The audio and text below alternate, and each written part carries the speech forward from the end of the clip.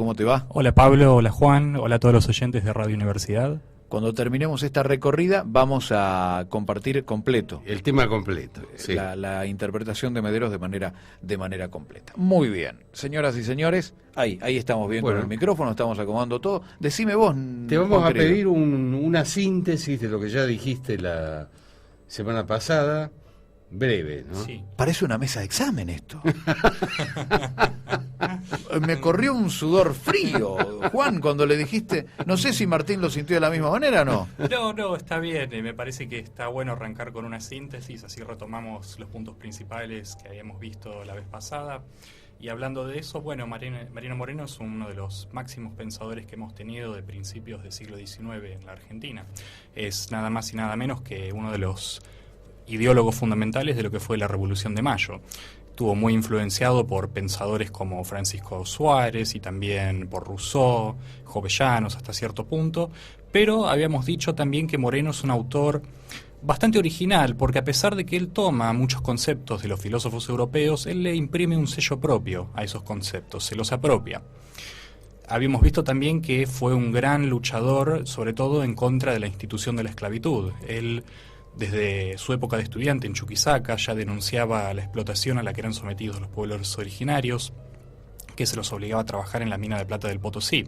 Él ya desde su tesis doctoral defiende a los pueblos originarios y lucha contra la esclavitud, cuestión que se irá manteniendo constante a lo largo de su vida. En 1809, por ejemplo, defiende a los esclavos que habían sido traídos de África. Es decir, que él defiende a todos los pueblos originarios del mundo y afirma que todos tienen una nativa libertad.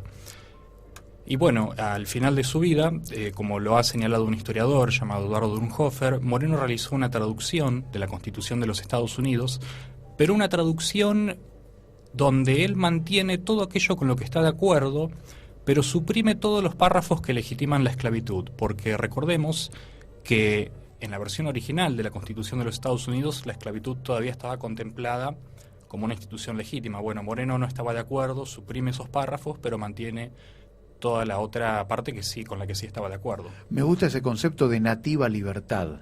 Nativa libertad. Después no sé si hoy podemos hablar de autodeterminación de los pueblos, ¿no? Que es un tema de debate, en algunos casos sí, en otros casos no, población implantada o no implantada, ¿viste? Es una discusión, pero eso de nativa libertad me pareció simplemente interesante para subrayarlo. Sí, eso da pie a toda una investigación en torno a pensadores como Moreno y otros de esa época como Bernardo de Monteagudo y Juan José Castelli, que es el tema de la influencia de una corriente que se llama iusnaturalismo, es decir, los derechos naturales, que eso le viene a Moreno del lado de los pensadores europeos que él leía.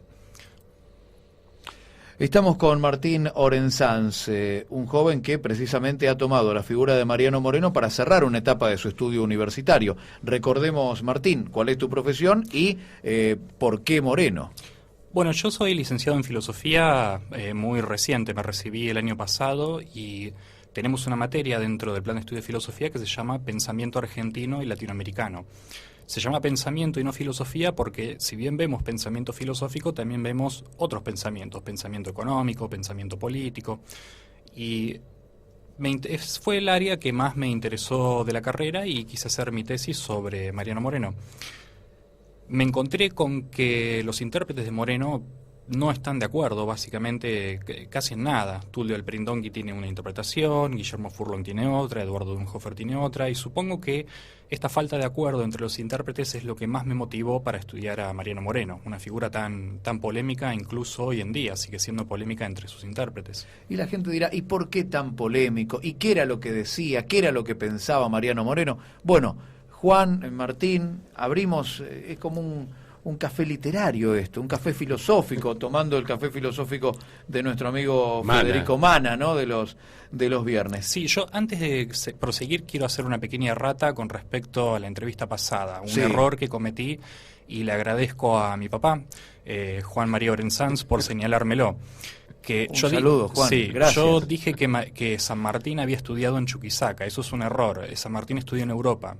Cuando yo dije eso estaba pensando en Bernardo de Monteagudo, que sí estudió en Chuquisaca. Hombre de San Martín. Sí, y me confundí porque Monteagudo después se convierte en el secretario de San Martín cuando San Martín vuelve. Así que nada, esa pequeña autocorrección. Pequeña autocorrección que habla de humildad y grandeza al mismo tiempo. A Juan le agradecemos y ya sabés que por lo menos en mi caso la marcha no debe haber escuchado, porque si hubiera escuchado estaría preparando algo, lo marcaba. Yo, la bestia, podía haber pasado de largo. Pero es cierto, ahora que lo decís, uno recuerda, por lo menos del Capeluz, del manual del alumno bonaerense, ese San Martín que estudia en Europa y queda imbuido de las ideas que después lo van acercando. Acá hay pelea en Europa también, ¿no? Sí, por pelea supuesto. en Europa y después viene acá a la Argentina. Bueno, vamos a leer un texto entre los tres. Dale. ¿Por qué no explicás qué texto es que trajiste? Yo traje hoy para leer un texto muy breve de Moreno que se llama Sobre la libertad de escribir. Es un texto que se publica en junio de 1810 en la Gaceta de Buenos Aires, que es el periódico que Mariano Moreno fundó y el motivo por el cual se lo recuerda como el primer periodista argentino. Digamos, el Día del Periodista se lo celebra por la fundación de la Gaceta. No es que no hubiera otros periódicos, estaba el periódico de Vieites, estaba el de Belgrano, pero se lo recuerda por el Día del Periodista por la fundación de la Gaceta. Bueno, el texto es muy breve y aún así es uno de los más filosóficos de Moreno, porque acá vamos a ver que él básicamente lo que dice es: desconfiemos de nuestros prejuicios, ¿no? Examinemos las cosas con el criterio de la razón. No nos dejemos llevar por primeras impresiones o por lo que nos parece a simple vista. Indaguemos en la verdadera causa de las cosas.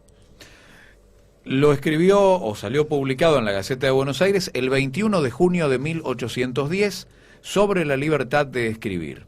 Y dice Mariano Moreno: si el hombre no hubiera sido constantemente combatido por las preocupaciones y los errores, y si 1.000.000 de causas que se han sucedido sin cesar no hubiesen grabado en él una multitud de conocimientos y de absurdos, no veríamos, en lugar de aquella celeste y majestuosa simplicidad que el autor de la naturaleza le imprimió, el deforme contraste de la pasión que cree que razona cuando el entendimiento está en delirio. Consúltese la historia de todos los tiempos, y no se hallará en ello otra cosa que desórdenes de la razón y preocupaciones vergonzosas.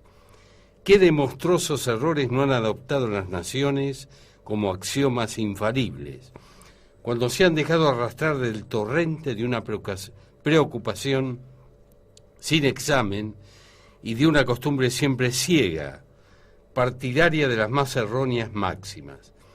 Se ha tenido por garantes la sanción de los tiempos y el abrigo de la opinión común. En todo tiempo ha sido el hombre el juguete y el ludibrio de los que han tenido interés en burlarse de su sencilla simplicidad. Horroroso cuadro, que ha hecho dudar a los filósofos si había nacido solo para ser la presa del error y la mentira, o si por una inversión de sus preciosas facultades se hallaba inevitablemente sujeto a la degradación en que el embrutecimiento entra a ocupar el lugar del raciocinio.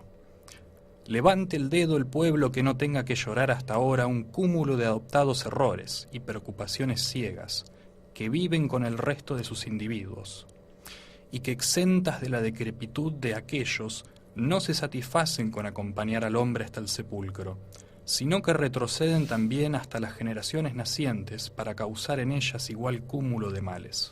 En vista de esto, pues, ¿no sería la obra más acepta a la humanidad, porque la pondría a cubierto de la opresora esclavitud de sus preocupaciones, el dar ensanche y libertad a los escritores públicos para que las atacasen a viva fuerza y sin compasión alguna? Así debería ser seguramente, pero la triste experiencia de los crueles padecimientos que han sufrido cuantos han intentado combatirlas nos arguye la casi imposibilidad de ejecutarlo. Sócrates, Platón, Diágoras, Anaxágoras, Virgilio, Galileo, Descartes y otra porción de sabios que intentaron hacer de algún modo la felicidad de sus compatriotas, iniciándolos en las luces y conocimientos útiles y descubriendo sus errores, fueron víctimas del furor con que se persigue la verdad. ¿Será posible que se haya de desterrar del universo un bien que haría sus mayores delicias si se alentase y se supiese proteger? ¿Por qué no le ha de ser permitido al hombre el combatir las preocupaciones populares que tanto influyen, no solo en la tranquilidad, sino también en la felicidad de su existencia miserable? ¿Por qué se le ha de poner una mordaza al héroe que intenta combatirlas?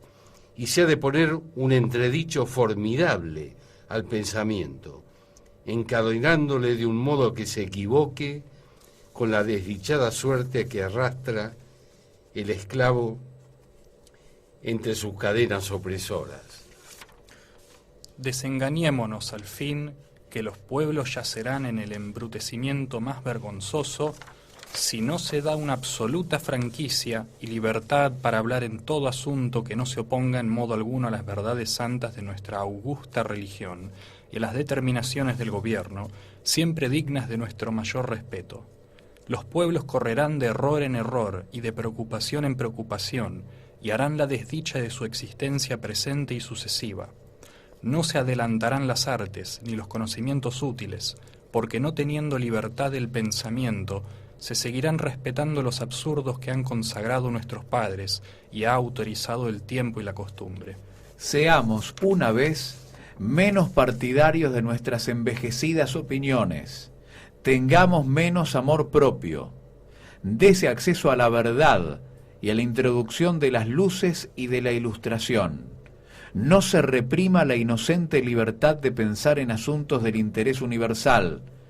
No creamos que con ella se atacará jamás impunemente al mérito y la virtud, porque hablando por sí mismos en su favor y teniendo siempre por árbitro imparcial al pueblo, se reducirán a polvo los escritos de los que indignamente os hacen atacarlas. La verdad, como la virtud, tienen en sí mismas su más incontestable apología. A fuerza de discutirlas y ventilarlas, aparecen en todo su esplendor y brillo.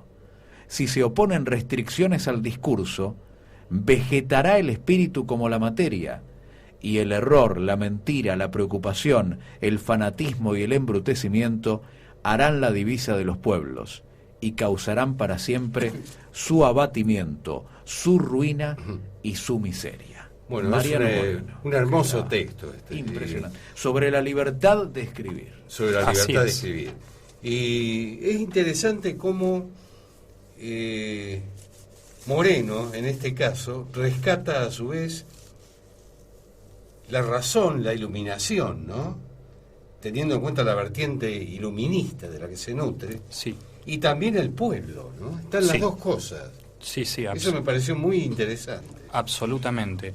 Esto ha sido interpretado, digamos, no específicamente este texto, pero este rasgo del pensamiento de Moreno, por un lado la ilustración, por otro lado el pueblo, ha sido interpretado por Tulio Alperindongui, un gran historiador que escribió un texto que es monumental, que se llama Revolución y Guerra, formación de una élite dirigente en la Argentina criolla, donde él se pregunta, ¿quién hizo la Revolución de Mayo? ¿Fue el pueblo o fue un grupo de miembros de la élite que a puertas cerradas en el cabildo decidieron todo? Y Alperindongui dice, no se puede plantear esto en estos términos. Había un pueblo, había una masa popular, había una vecindad armada que se había formado al calor de la batalla en las invasiones inglesas, y había un sector de la élite del cual Moreno formaba parte, que tenía acceso a ese pueblo, y conjuntamente formaron una especie de bloque histórico, podría decirse, y ese es el actor que impulsó la Revolución de Mayo. Fue el pueblo con sus líderes, digamos.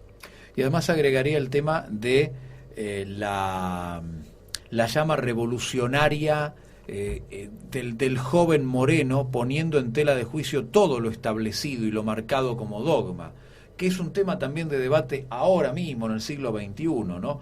Porque este Moreno que escribe es un veinteañero, un tipo de 20 y pico de años, 30 años, 30 y pico de años. Sí. Muere en 1811, a los 32 años tiene. O sea, hoy, pensemos hoy en esa época era un hombre a los 32, pero no deja de chocar contra el poder establecido diciendo, seamos menos partidarios de nuestras envejecidas opiniones, digamos, pone en tela de juicio todo lo pensado Sí. que tenemos que tienen en ese momento como establecido, ¿no? Esa frase a mí particularmente me gusta mucho. Tengamos menos amor propio, dice seguidamente. Sí, realmente era una persona, se nota que uno puede decir que era una persona brillante, digamos, tan joven y bueno, quedó para la historia la frase de Saavedra: hacía falta tanta agua para apagar tanto fuego, como vos dijiste la vez pasada. Y ese fuego de la pasión del debate y la discusión, porque en este escrito lo que está diciendo es: abran las puertas de todo, digamos, libertad para escribir, para pensar y para decir absolutamente todo, que en el fragor de la discusión es el mejor lugar para contraponer cuestiones, ¿no? Sí, absolutamente. Y qué vivo está Moreno, ¿no? Actualmente. ¿Por qué decís que está vivo Moreno? Interesante. Su legado, su mensaje. Su mensaje está perfectamente vigente, ¿no?